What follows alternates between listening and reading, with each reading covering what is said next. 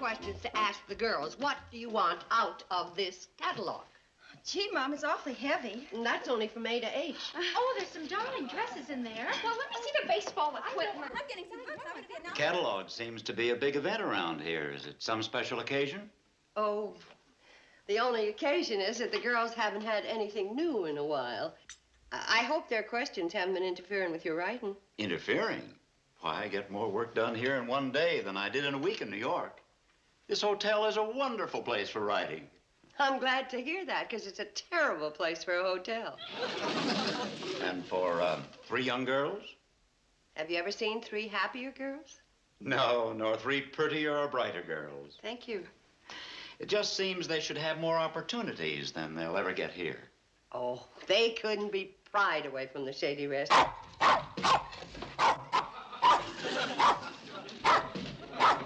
There's nobody in New York can announce trains better than that little fellow. Oh, and that whistle means Uncle Joe's back from the bank. Excuse me, please. Surely.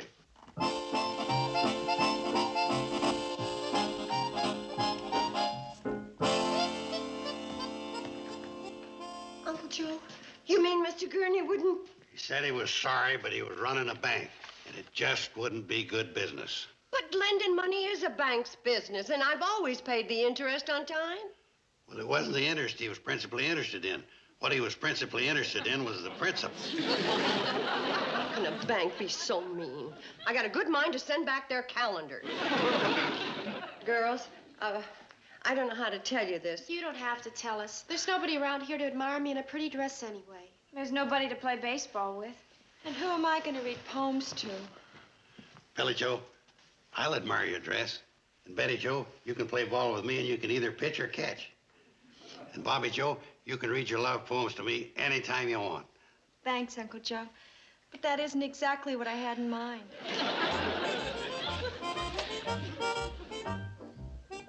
I see what she means, but I'm the best I got to offer.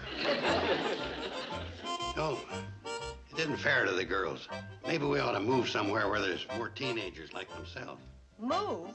How can we afford to move when we can't even afford to stay? Well, don't worry, Kate. Once I put my brain to the grindstone... No wonder Mr. Gurney turned you down. You forgot to give him the rhubarb pie I baked for him. The nerve of him. You mean he ate my pie and then turned down the loan? No, Kate. First he turned down the loan, then he ate the pie. He's got more crust in the pie. Why should I blame him? The truth of the matter is that I've never made a go of this hotel, and sometimes I wish I could get rid of it. Is there any more of this? How can you think of eating at a time like this? When I'm frustrated, I eat. From the looks of you, your life has been one long frustration.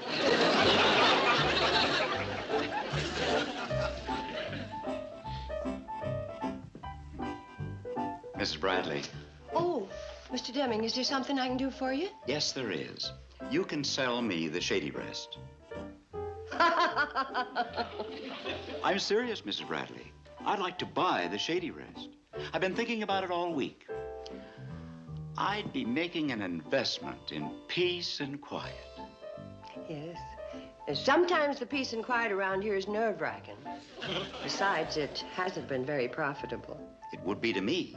The way I can work here, why, it would pay for itself in no time. You and the girls could move to the city where they belong. Girls would never be happy away from here. Mrs. Bradley, are you sure of that? Mothers know their daughters. I remember when I was their age, I would... Come to think of it, I'm not so sure. Sell the Shady Rest? I know it's sudden, but you think it over.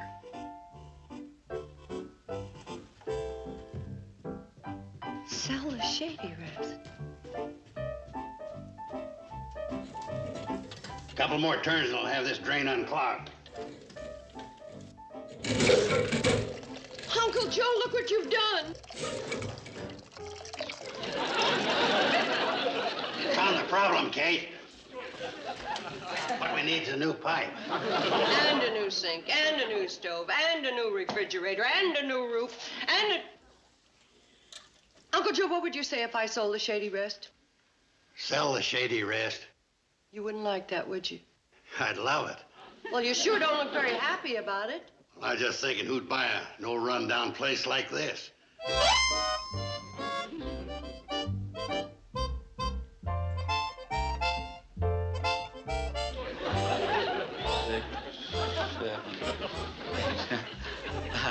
I'm just getting an idea of the size of the lobby. You know, figuring how I'd remodel it if I owned the hotel. Oh.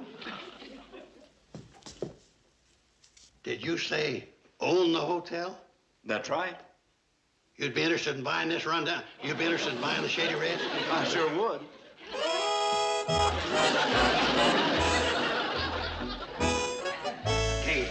Kate, put down your iron and get ready to pay me a commission. What? You remember a minute ago you were despairing about selling the Shady Rest? Just like that, I come up with a buyer. You did? Yeah, it's that novel-writing feller, Carter Deming. Uncle Joe. First, I got to think of some way to unshamble the place, make it more attractive to him. Uncle Joe, Mr. Deming already told me he likes the Shady Rest. Kate, I'm going to sell it to him without him even knowing he's being sold. Uncle Joe!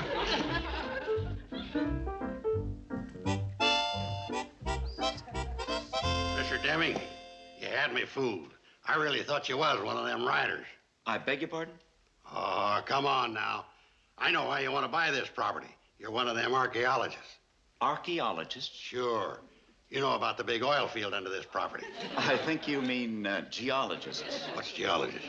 They're interested in rocks. Oh, and you know about the diamond mine, too. No, Mr. Carson. I'm not interested in oil wells or diamond mines. Then you must have found out about the healthful atmosphere here. Doggone it, I let that slip out. Mr. Deming, I hope you'll forget I said that. I hope you'll forget we got the healthiest atmosphere in the world. Birds with chests out to here. Man could live to be 100 and feel like a pup all the time. How's that for 96 years old? Pardon me, Nijinsky.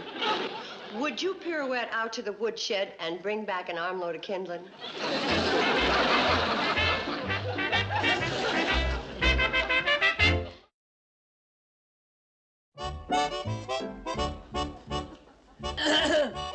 We're pretending we're living in New York, and I'm the world's most glamorous model. Is that the way you're going to do it? Oh, she's walking on men. And who are you? Oh, I'm the world's greatest girl baseball player. And this is my sister, the world's greatest writer. Please, I'm having an inspiration. Well, looks like I got into the wrong room. I was looking for the world's best towel putter-upper. Would you girls really like New York? New York? Are you kidding? Oh, Mom, it's fabulous. And Betty should know. She spent almost a week there. There is no question about it. New York is the most exciting city in the world. What other exciting cities have you seen? Well, we practically flew right over Philadelphia. Oh, just wait till I show you New York.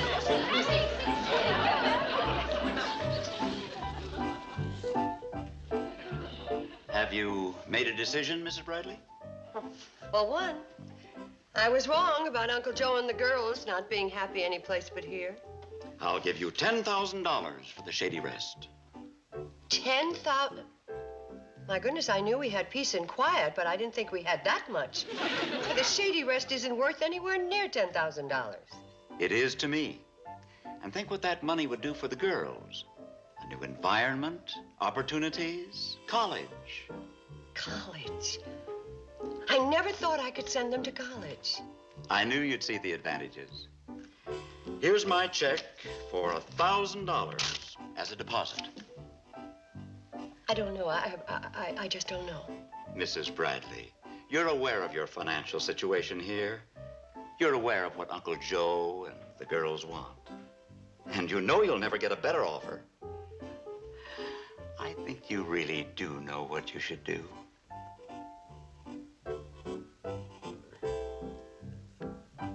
It's a deal, then. And no backing out now. No backing out. You shouldn't have embarrassed me in front of Mr. Deming. I was just telling him how healthful it is here. Part of my sly selling tactics. Uncle Joe, I've sold the Shady Rest. Sure you will with me working on Deming. Sold it? To Mr. Deming. Didn't I tell you I'd do it? My sly tactics worked out even faster than I expected. Now all me and him's got to do is sit down and work out the financial details. The hotel is sold. $1,000? Haven't I told you to leave business to me? I could have got you $2,000. That's just the deposit. Mr. Deming paid $10,000 for the hotel. Huh? $10,000. Now, don't let on to the girls. I want to tell them myself. And after dinner will be a good time. Do you go to Madison Square Garden? Have you ever been to a fashion Do you show? think I'm pretty enough to be a New York model? I'll answer those questions later on.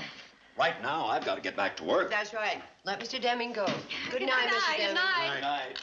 Wait a minute, girls. I have an announcement to make. An announcement? Mm-hmm. We're all going to New York. Oh, really? For how long?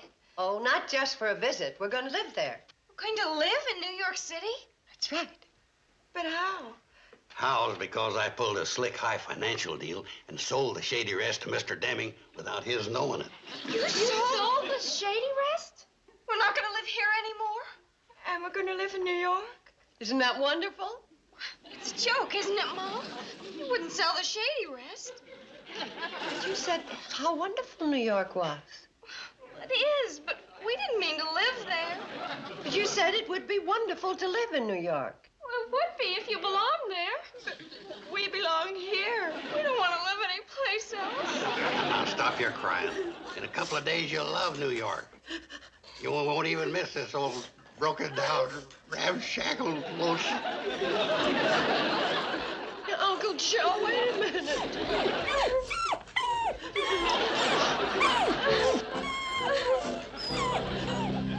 Kate, I've been thinking, we got to cancel out New York. Uncle Joe, you might as well accept the fact that the hotel is sold. But Kate, if I leave, what's going to happen to the Hooterville Fire Department band? What if there's a fire? Well, who's going to organize the Elks picnic?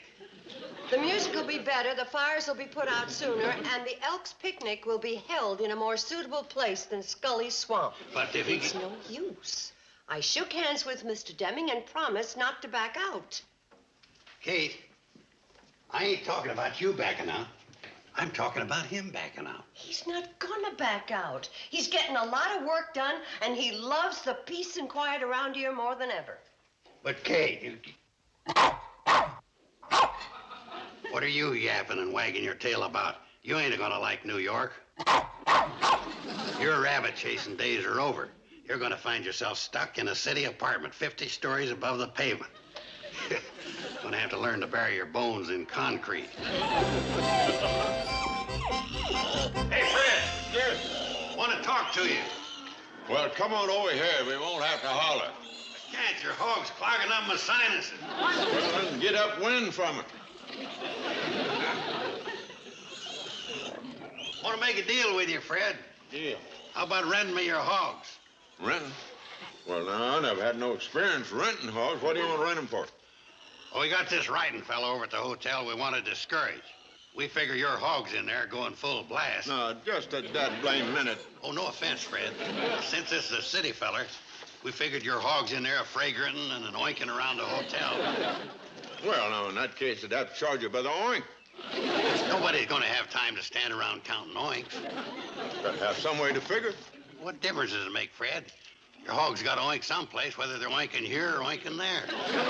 Well, what are you trying to get rid of this writing fellow for? Ain't he paid his bill? Oh, he wrangled Kate into a deal to sell the hotel.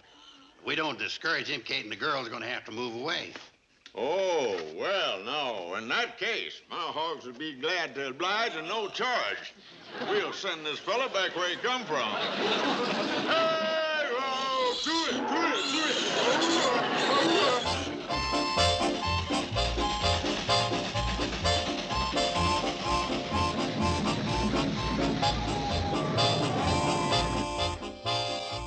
Come on, boys, hurry it up, hurry it up.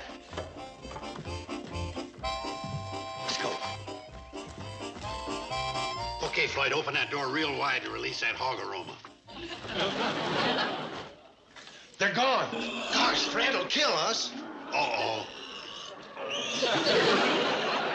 You ain't paying passengers. What are you doing in the coach? Joe, we told you to fasten that coach door tight.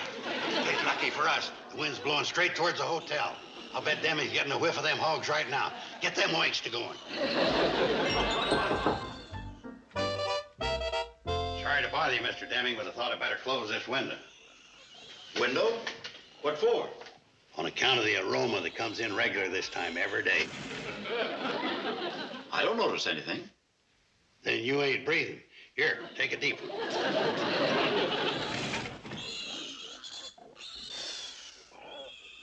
I gotta be honest with you.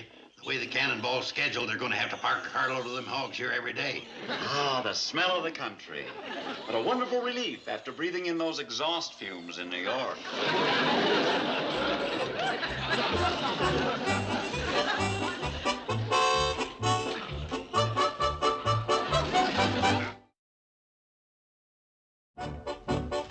Okay, boys, he's up there working.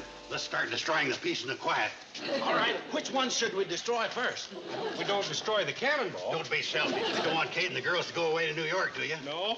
Then stop yapping and start whacking.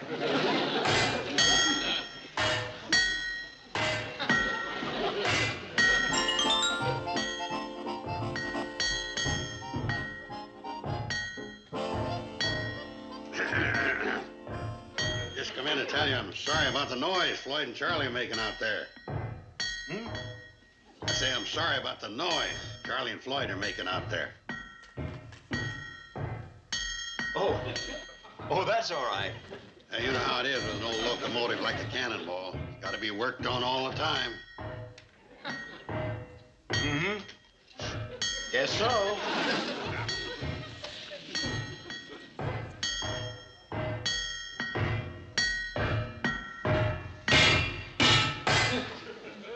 There's Joe's signal. He wants more noise. Yeah.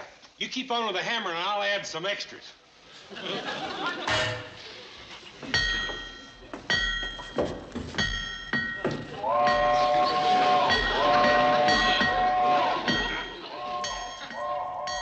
Floyd and Charlie will probably be at it all night. Mm-hmm. Guess so.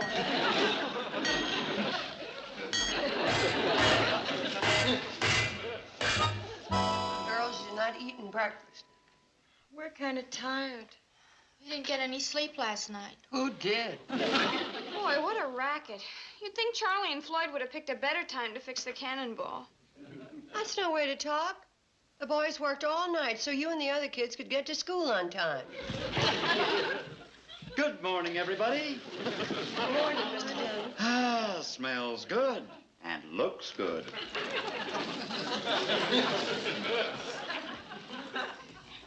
Morning, Uncle Joe. Morning. Morning. You look pretty good, considering. Considering what, Mr. Carson? Considering the sleep you didn't get on account of the boys working on the locomotive. Didn't bother me a bit. Slept like a baby. After living in a noisy place like New York, nothing keeps me awake.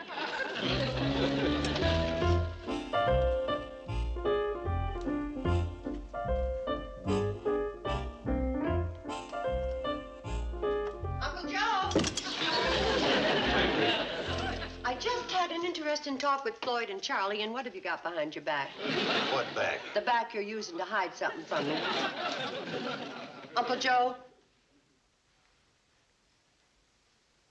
What's in there? Ain't nothing, Kate. Just a few friendly mosquitoes.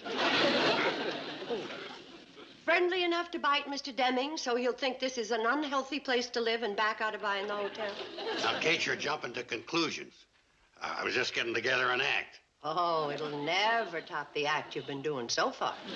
Floyd and Charlie told me about the phony breakdown of the Cannonball and the hogs. Oh, they did they? Yes. And let's get one thing straight. The hotel is sold, and we're sticking to the deal. But, Kate, Oh, Mr. Deming, did you enjoy your walk? Mrs. Bradley, I enjoy everything about this place. The walks, the food, how do you like the mosquitoes? What mosquitoes? Ones that always show up here around this time of year. Uncle Joe. They come back here like the swallows come back to Capistrano. Only our mosquitoes is bigger. Uncle Joe's making a little joke. Very little. You're quite a card, Mr. Carson. I'm going to miss you. And soon. He's gone into town to pick up the deed to the hotel, which reminds me. Girls. Yes, Mom? You better go along with Uncle Joe and keep an eye on him. I better go along and keep an eye on you. And you better come along and keep an eye on me. Oh, and Mr. Deming, you better... No, thanks. All I want to do is get at the next chapter of my novel. Well,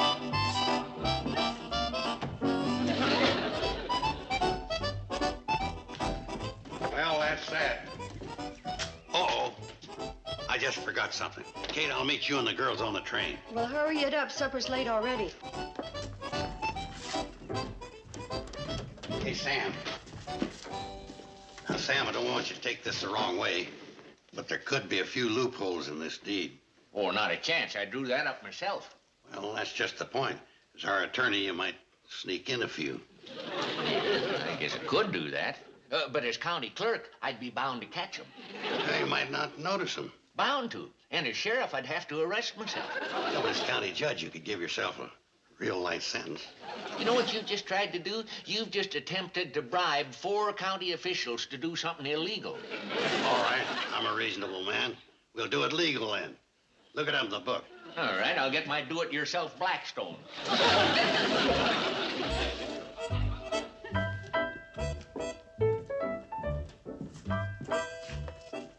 It'd be under S for shenanigans. Uh-huh. Yeah. That's what I thought. The legal situation regarding Kate and the sale of the Shady Rest is a simple matter of an ex post facto case of a conveyance contract or covenant without recourse to escrow by the vendor or the grantee. Yeah? Well, what does that mean in plain, simple, everyday English? In plain, simple, everyday English, I'm sure going to miss you folks.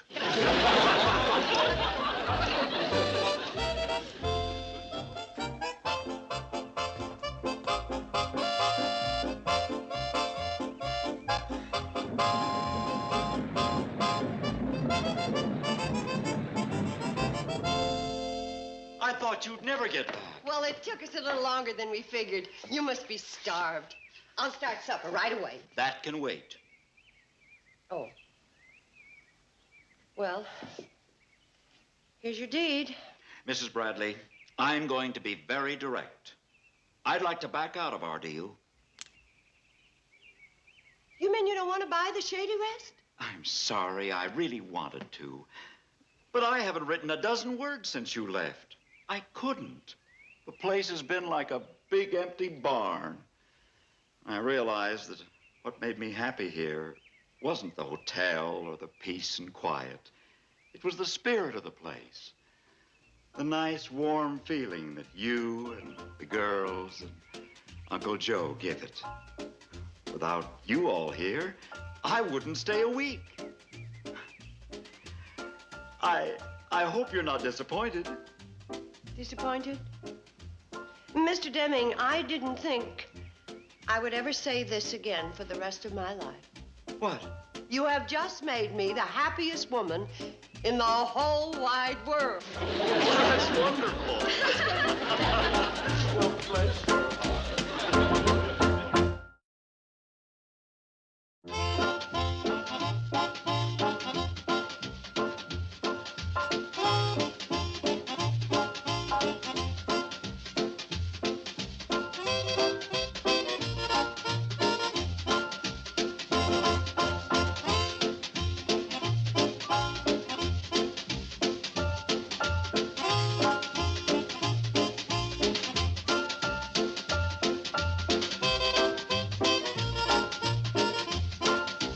Petticoat Junction.